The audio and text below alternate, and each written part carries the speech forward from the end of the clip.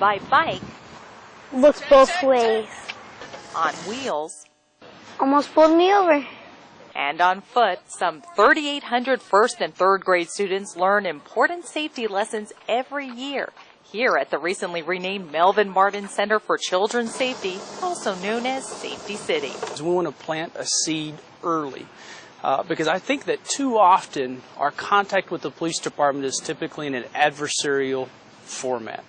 The police building is going to give us an opportunity to show these kids what we really do, which is to protect them, to serve them. So I look forward to planting the seed early so that when these kids grow up and through adolescence, maybe they aspire to be one of us.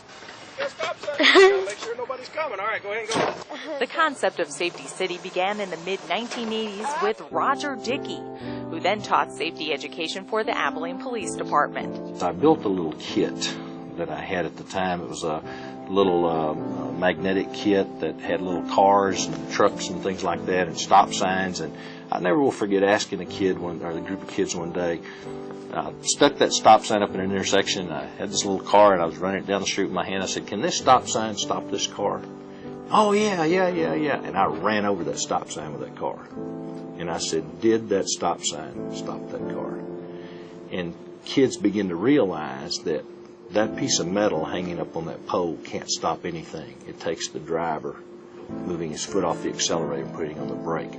With that, Dickey began his pursuit of what you see here today. That children actually needed more than just being told of the safety. They needed hands-on.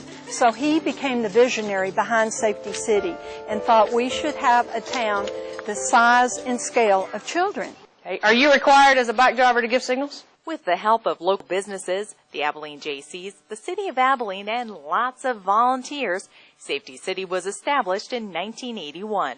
You have to learn your signals.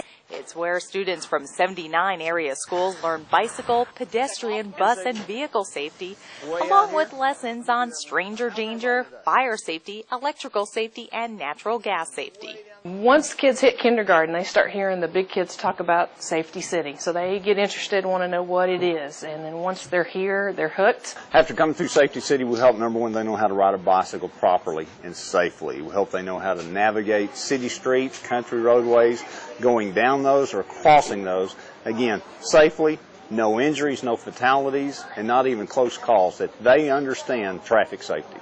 So you want to look down the street and at the driveway and make sure there's nobody coming.